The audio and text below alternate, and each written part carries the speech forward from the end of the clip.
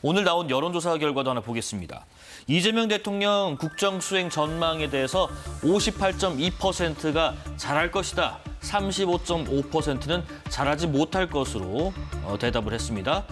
그리고 또 하나 보겠습니다. 최우선 국정과제로는 뭐가 중요한가 했을 때 경제 회복과 민생 안정이 1위, 그 뒤를 이어서 검찰개혁 앞서 언급했죠.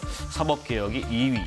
그리고 국민 통합과 사회 갈등을 해소하는 것이 중요하다 순으로 쭉 꼽았습니다. 일단 최우선 국정과제 1위가 경제와 민생, 2위가 검찰개혁과 사법개혁.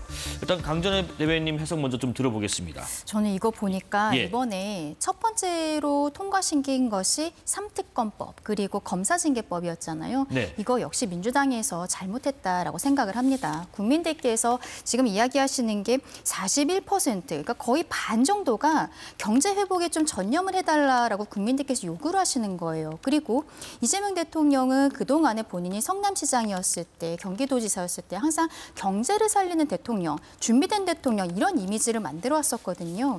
그런데 결과적으로는 취임 선서 한 날, 그날 오후에는 민주당에서 법관 증언에 대한 그 법안을 법사위에서 통과시키고 그리고 다음 날 첫 번째 본회의에서 통과시킨 것이 내란 특검, 김건희 특검, 최혜병 특검 이 3특검법과 그리고 검사에 대해서 법무부 장관이 징계 청구를 할 수 있는 이러한 검사징계법인 거예요. 네. 이게 과연 국민들께서 생각하시는 이재명 대통령과 이재명 정권에 나아갈 방향과 맞는가에 대해서 의문을 제기하는 것이죠.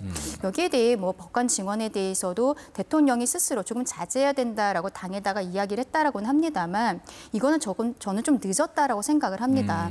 그동안에 민주당에 폭주해 왔었던 것들이 그래도 국민들께서 이재명 대통령을 선택해 주신 것은 당시에는 야당이었으니까 네네. 야당이었으니까 할 수 있는 부분이 아닌가, 정권에 대해서 계속적으로 문제 제기할 수 있었던 것이 아닌가라고 생각하시는데 이제는 본인들이 정권을 잡은 것을 넘어서서 정말로 거대 여당이거든요. 그런데 지금 상황에서 특검을 가장 먼저 법안으로서 진행하는 이 모습이 이 표를 보면서도 굉장히 아쉽다라고 말씀드리고 싶습니다. 예, 좀 모순된다 이런 지적을 하셨습니다. 처음 한 게 아니니까요. 예. 거부권을 여러 차례 또 윤석열 전 대통령이 행사했었습니다.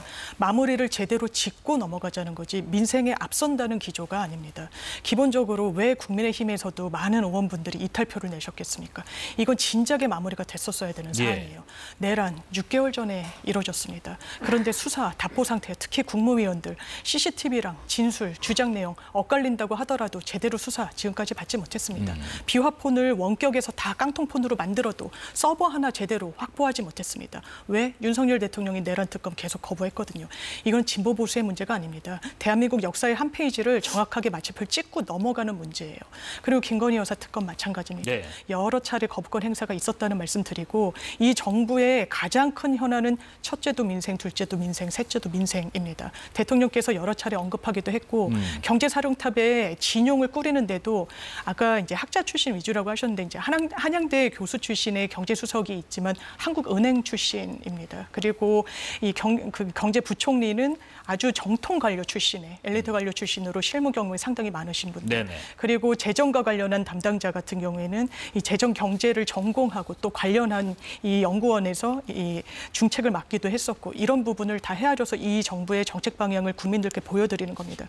지금 너무 민생이 쪼그라들고 지금 시장이 제대로 돌지 않는 부분과 관련해서 마중물을 역할을 할 수 있게 국가 재정을 아주 효율성 있게 사용하겠다는 이런 부분들.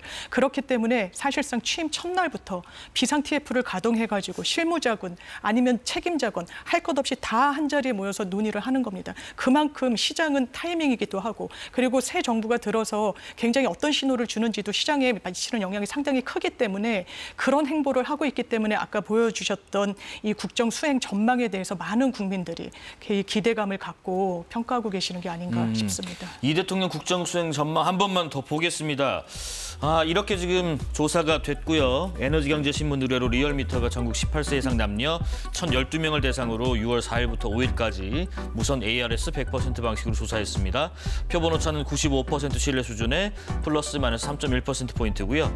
자세한 내용은 중앙선거 여론조사심의위원회 홈페이지를 참고해 주시면 되겠습니다. 강 변호사님, 이거 좀 여쭤볼게요. 지금 앞선 그 국정수행 전망 보면은 잘할 것이 58.2%인데 뭐 대한민국 대통령은 매주 새로운 투표 결과를 받는다라는 얘기도 하잖아요. 지지율 조사를 하기 때문인데 네. 잘할 것이라는 응답이 대선 득표율보다는 높습니다. 그렇죠. 아무래도 허니문 기간이고 예. 저도 정말 이재명 대통령이 잘하셨으면 좋겠다라고 생각을 합니다.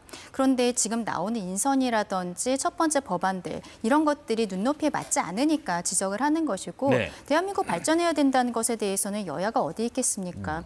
그런데 지금 이것은 저는 한 달 정도면은 어느 정도 좀 국민들께서 허니문 기간은 끝나시지 않을까라고 생각을 해요. 한 달만에요? 예, 왜냐하면은 당장 이재명 대통령이 이번 주말에는 G7에 가야 되는 부분들이 있거든요. 15일에서 17일까지 G7을 하고 그리고 오늘 또 일본 총리와 통화를 했습니다만 향후에 중국과도 통화를 하고 또 만남 같은 것도 있어야 될 거예요. 이런 네네. 것들이 초반 한 달 안에 미국과의 관계, 중국과의 관계, 일본과의 관계가 어느 정도는 윤곽이 나올 것이라고 생각합니다. 그리고 앞서 말씀드렸던 사법개혁의 의지 이런 것들을 보기 위해서는 나머지 인선들도 굉장히 중요하다고 생각하는데 이 과정이 한 달 안에 뭐 청문회 같은 것도 어느 정도 이루어지고 그 과정에서 정말로 능력 있는 사람들을 데리고 오는구나. 우리가 경제적으로 그리고 문화적으로 강국이 다시 될 수 있겠구나라고 생각을 하실지 아니면 뭐 이게 국민 통합이라더니 그냥 본인들끼리의 통합 아니야? 가까운 사람들끼리만 하는 거 아니야? 실망하시는 부분들이 나올 수 있는 것이죠. 네. 그래서 그만큼 지금 앞으로의 한 달 동안에 많은 것들을 준비를 해야 될 것이라고 생각하고 특히 G7 또 나토도 저는 가야 된다고 생각을 초청을 하는데 받았죠. 네.